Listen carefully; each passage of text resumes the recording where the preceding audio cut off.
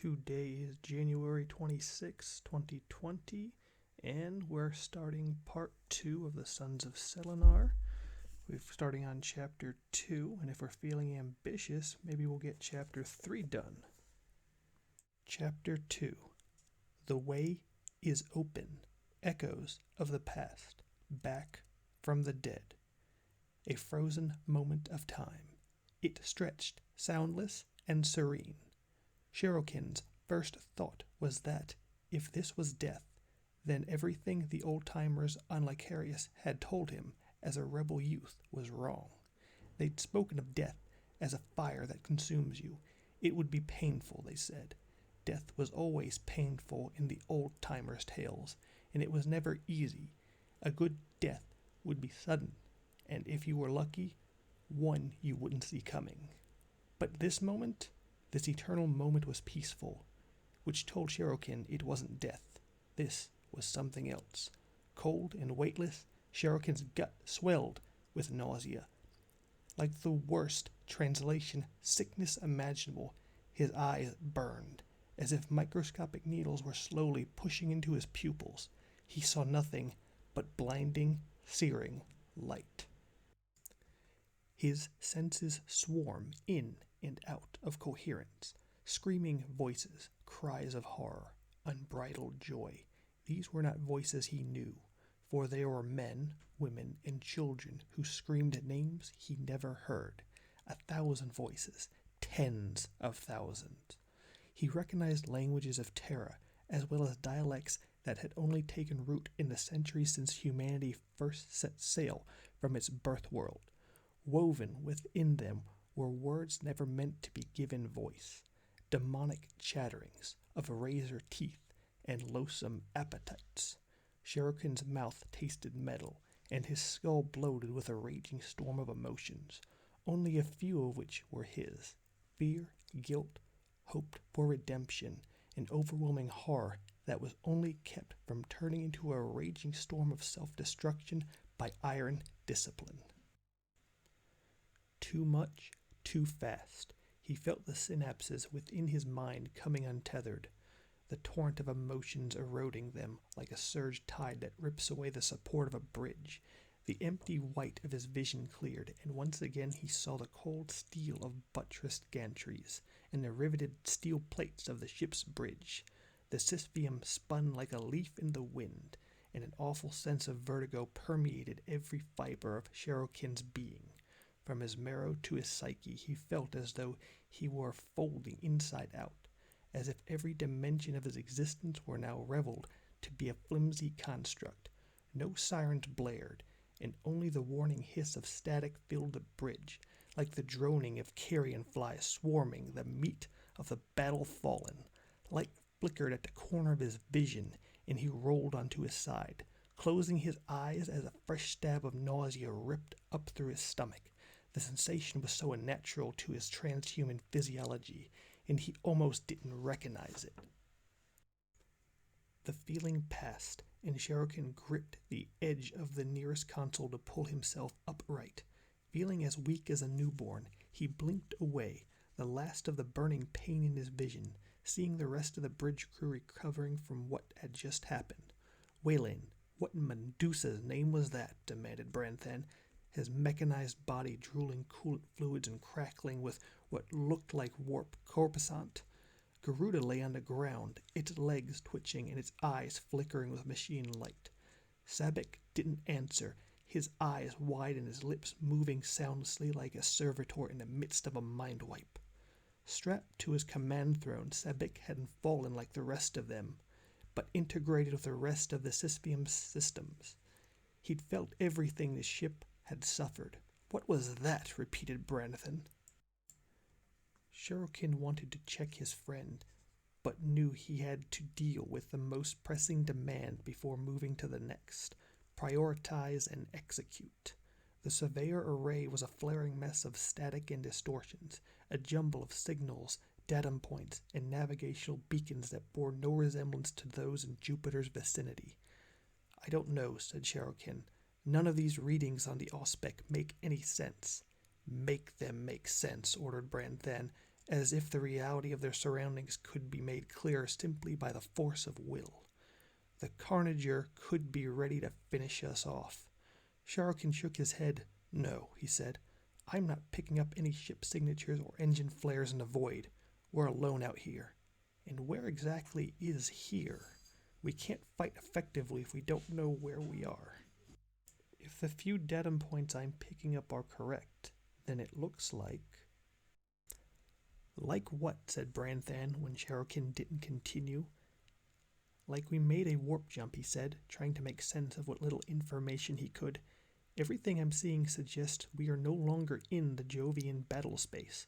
We're somewhere above the solar disk in the outer reaches of the trans-Martian void, roughly a third of an AU from Terra." "That's impossible," snapped Branthan. "A warp jump this close to the sun would have torn us apart." "I don't know how else to explain it," said Sharrokin, his words growing more confident as fresh information confirmed his hypothesis.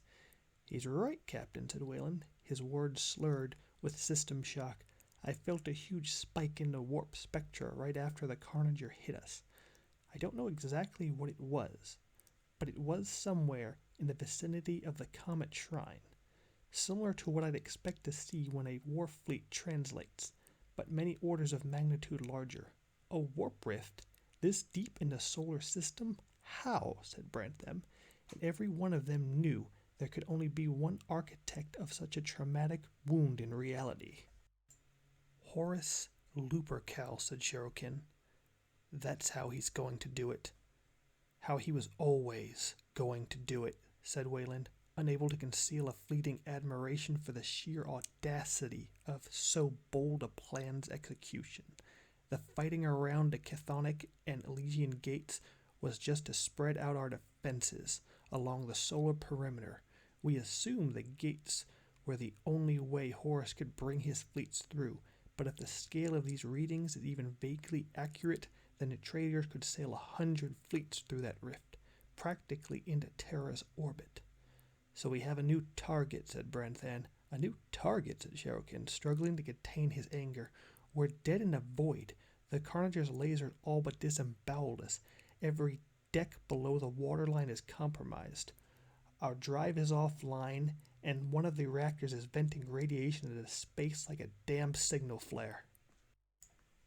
"Then we find somewhere to repair," said Branthan. "Where?" said Sharrokin.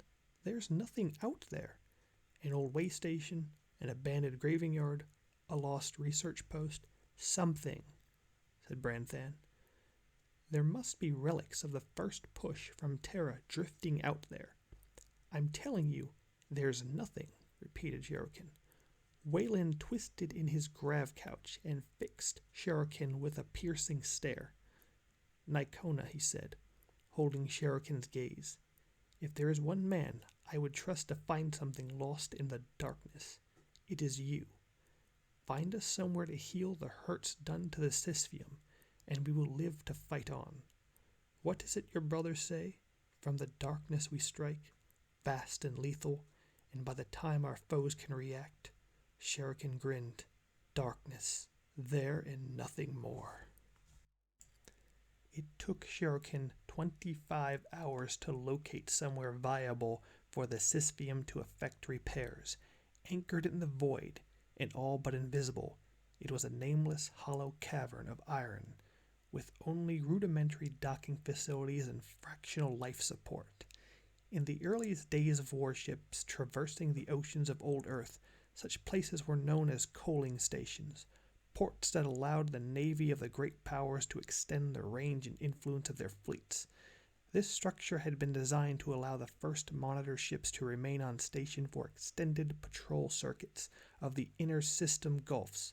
With old Earth isolated for millennia, and many of the outer reaches of the solar system in the hands of Xenos, the thin line keeping Terra safe while the Emperor assembled his forces was only maintained by the bravery of its frontier fleets and refueling stations such as this.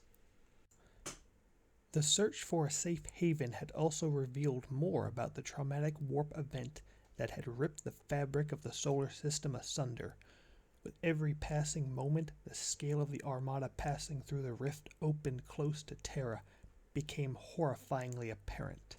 Fleets of such size had not been seen since the earliest days of the Imperium, were translating into real space in an unending flood. Prodigal sons now returned to the system of their birth with blades bared for the sole purpose of murdering their sire. Bombs would already be falling on Terra, but the Sisypheum could do nothing to help. With the iron hands on their monotask servitors engaged in the repair effort to the Sisypheum, Shuriken had taken to spending his days roaming the cavernous halls of the nameless coaling station. Centuries had passed since ships had last docked here, but the titanic fueling silo still reeked of congealed promethium and the scabbard residue of volatile engine plasma. The darkness within was home to Shuriken. The interior of the Sisypheum was a gloomy place, for transhuman warriors had little need of light, and it had no serfs remaining who required illumination. Beyond the handful of space marines, only servitors prowled its lonely halls, and they cared nothing for their surroundings. But this blackness was absolute, a place where light went to die. So all-encompassing, it took Shuriken back to his training with the Shadow Masters, where he had lived for 2 years without light or vision, terrifying to a youth, even when blooded in the darkness of Lycius. Then bearable, before finally becoming bonded so intimately to him that he became part of it. Shuriken embraced the darkness as a reminder of simpler times. The echoes of the warships that had docked here at the dawn of the Imperium, perhaps similarly wounded, were all around him.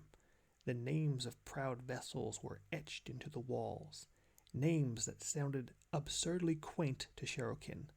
Black Joke, Divine Lip, Dexterous Gladiator, and Bittersweet Reunion. The crews of these ships had left their mark too, so many names etched over each other that they had become unreadable, tens of thousands of them, more. Shuriken understood that this was no mere utilitarian relic of a bygone age. It was a memorial to the dead, a vast record of those who had conquered the solar system. Shuriken wasn't vain enough to imagine that anyone would leave such a memorial for him, or the millions who had died in the fires of the War Master's betrayal. No, he would die in the dark, forgotten and beyond anyone's wit to recall. Assuming the Emperor's armies could defeat the traitors, this would be a war the Imperium would wish consigned to the shadows, for it would only serve as a reminder of when humanity's will had failed. Only if Terra fell to the traitors would it be celebrated, as the beginning of a new age, the dawning of Lupercal Imperator's reign.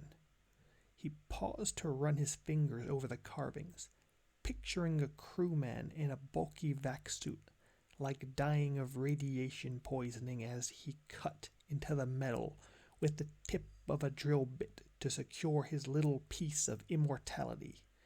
Centuries separated Shuriken from the long-dead crewman, but at that moment alone, at the edge of the dark, he felt a powerful connection pass down through the ages. Shuriken set off once more, pausing every now and then when he saw a name legible enough to read. No one save he would ever read them, but it felt important that at least one person in all the galaxy remember that these men and women had existed at all.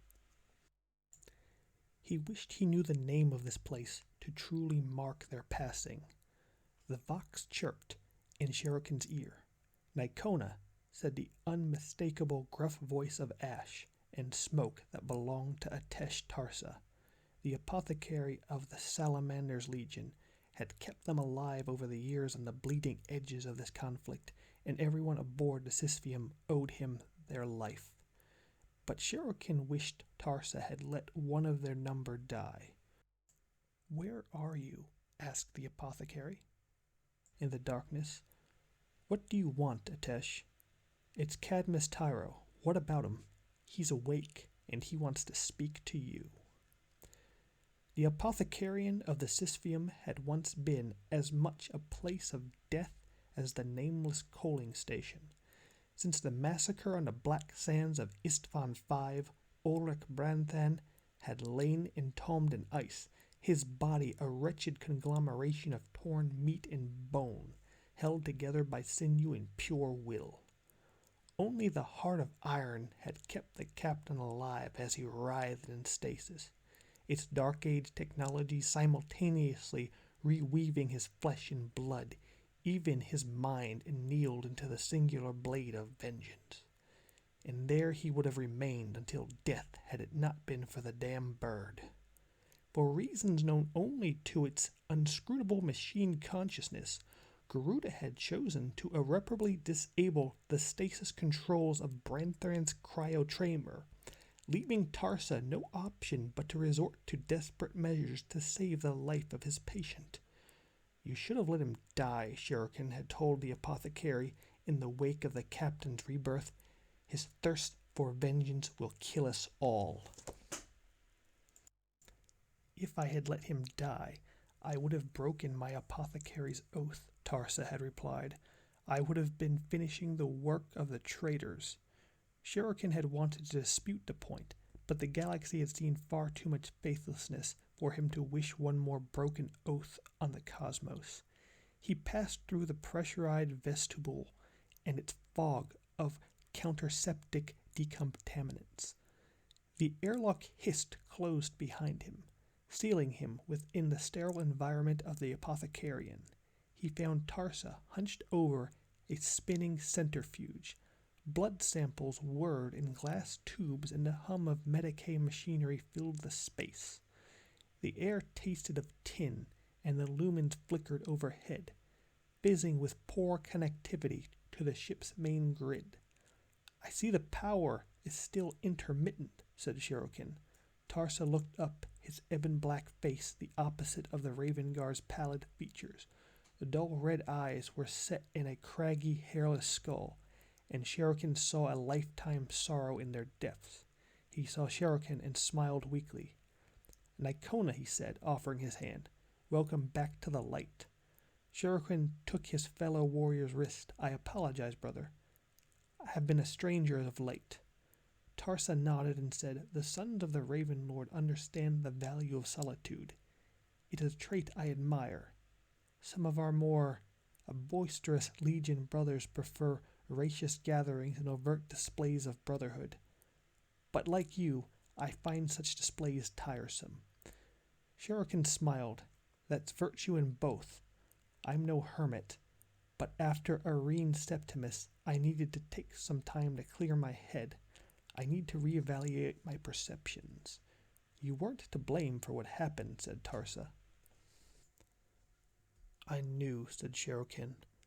I knew, and I still went along with Medusan's plan. Alpharius fooled us all, brother, said Tarsa. You were not in command. You should listen to him, said a voice from behind a surgical curtain. Tarsa parted the curtain and beckoned Shuriken through. Cadmus Tyro lay upon a steel gurney, surrounded by banks of throbbing machinery.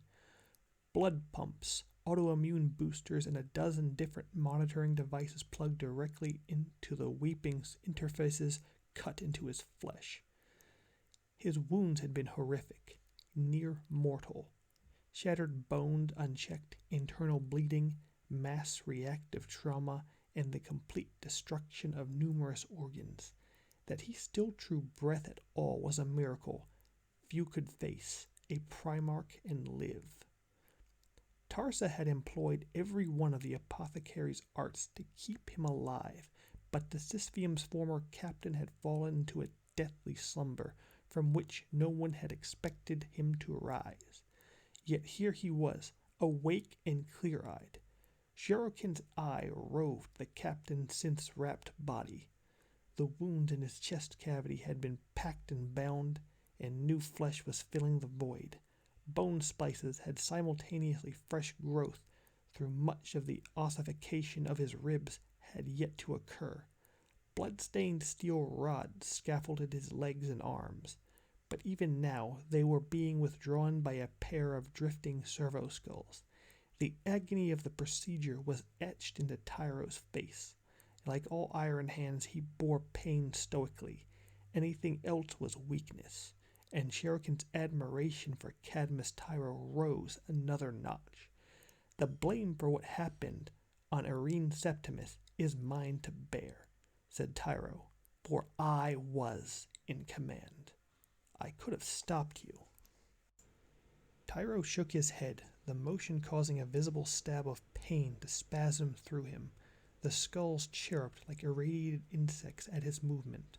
All this time on a 10th Legion ship, and you still don't understand us. Shuriken bowed, conceding to the point. You're looking well for a man Tarsa said would die, said Shuriken. No, I said it was highly likely he would die, clarified Tarsa. I look like I sparred with a Titan and lost, said Tyro, and feel worse. You fought a Primarch, said Shuriken. That's a whole lot better than I'd expect.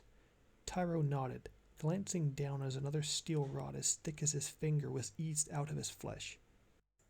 Droplets of blood fell to the brushed steel floor before the wound sealed behind it. Tarsa tells me we are returned to the solar system? Yes. What else did he tell you? Not much beyond the fact that we are all but dead in the void, and that you found a place for us to repair. Anything else? Ulrich Branthen, said Tyro. He is back in command now, yes? He is, said Shuriken. And how is he? Shuriken glanced at Tarsa. The apothecary had clearly skirted the issue of Branthen's madness. Shuriken had little time for diplomacy. Tyro would demand directness. But how would he react to the truth about his superior? Branthen is insane, he said. It took another 9 days before the System was able to sail again. The graving dock was a titanic zero-gravity volume of heavy machinery that had taken the combined genius of Thematica and Wayland to return to functionality. Grinding lifter cranes hauled vast sheets of battered steel into place for constructor engines to weld in showers of blue sparks. Cable-slaved proxy drones of ancient bulky aspect crawled across the vessel's battle-scarred hull, closing tears with web sealant and anchoring torn plating back to its superstructure. The servitors and Iron Hands were working wonders to repair it, enough to be void-worthy. The Sysvium would fly again, but its first serious engagement would likely tear the ship apart. Shuriken found Thematica, Newman, and Wayland arguing in the shadow of the vessel's up-armored prow. He watched them from the shadows, wreathing the gantry above the platform hung upon its battlements. Prow cannons, it's the only answer that makes sense, said Newman, his booming voice crackling over the vox. We need our hardest fist ready to strike. It'll certainly hit the hardest, agreed Thematica, but the link from its firing mechanism to weapons control in the bridge is woefully degraded. It will be next to impossible to guarantee a hit unless we're at point-blank range. I assure you, Ignatius, the batteries will work best for us. A better spread of munitions, that's the way. Port side batteries are smashed and the starbound capacitors are non-functional, grunted Newman. We'll get one broadside. Maybe then they'll not shoot again. I'm telling you, the prow cannon is the weapon we need. Wayland looked up and said, What do you think, Nicona? Shuriken looped over the gantry and pushed down to the iron decking. He landed lightly and engaged the mag clamps in his boots. He hadn't truly been trying to hide, and Sebek knew him well enough to know when he was lurking. Forget weapons, he said. We don't need them anymore. Put their energy to better use. Typical Raven Guard, said Newman too loudly. The gruff veteran had lost almost all his hearing in battle against the Emperor's children and had chosen to endure the injury until the war was over. What kind of ship goes into battle unarmed? Shuriken swept his gaze along the strike cruiser's hull. Its entire length was torn and battered, a ship desperately in need of peace. It bore its many scars proudly, like a prize fighter training for one last bout he couldn't possibly win. Much like us all. The Sisvium's fight is done, said Shuriken. One hard turn will break her in two. Then we take as many of those traitorous bastards with us as we can, said Newman. One last thrust into the War Master's heart. That's Branthan talking, said Shuriken. Captain Branthan, said Newman. You will show him respect, Ravengard. No disrespect to his rank was intended, Shuriken assured him. And you all know me enough to know that I do not fear death in battle. But we have not fought our way back from Istvan V just to throw our lives away within Terra's sight. We can still fight, said Thamatica. There is damage we can yet do. Shuriken shook his head. That's arrogance talking, he said. You all saw the scale of the fleet that came through the rift at the Comet Shrine. Even the grandest destruction we might possibly wreak would be like spitting into the wind. So what are you suggesting? Snorted Newman, his words dripping with contempt. That we hide? Wait until the war is decided, then limp back into the light? Shuriken ignored the barb and said, We have thought as brothers for years. But it is over. It is time for us to return to our legions. Captain Branthan will never allow that, said Wayland. Captain Tyro believes it is the right answer, replied Shuriken. His words were unexpected and hit them hard in the flank, just as he'd intended. The captain has risen from his coma, said Thamatica. Shuriken pointed to the Sisvium. He has, and this has been his ship longer than Branthan's. The implication of Shuriken's words were so unexpectedly direct that it took the three iron hands a full second to realize what he was suggesting. You dare suggest mutiny against my captain, raged Newman, his hand on his bolter. Branthan is a madman, said Shuriken. He will see us all dead for the sake of his madness. You all know it. You go too far, Shuriken, said Thamatica, stepping between them. You are not iron hands. You do not see things as we see them. You are correct, Frater, said Shuriken.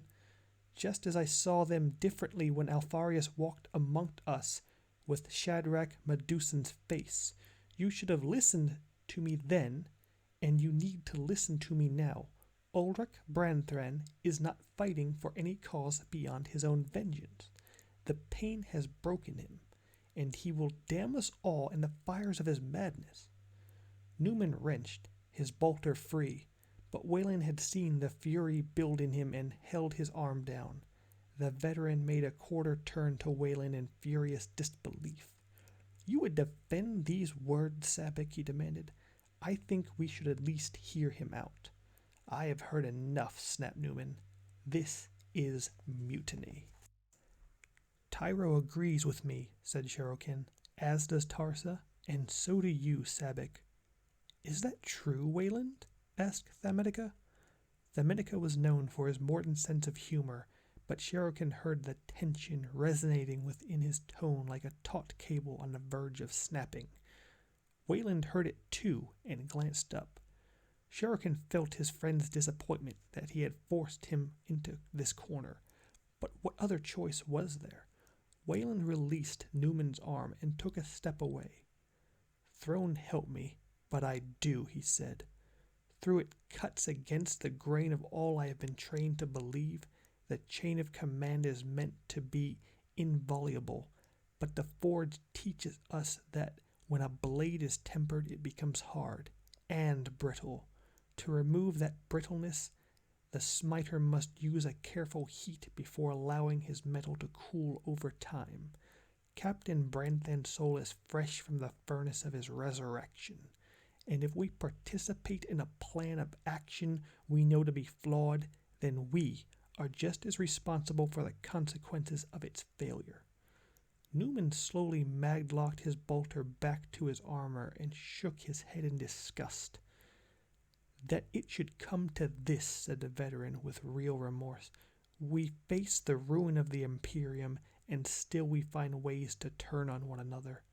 I am not turning on you, brother, said Wayland. You talk of usurping the captain of this vessel, snapped Newman, a warrior appointed by the great Ferris himself. How else can your words be interpreted?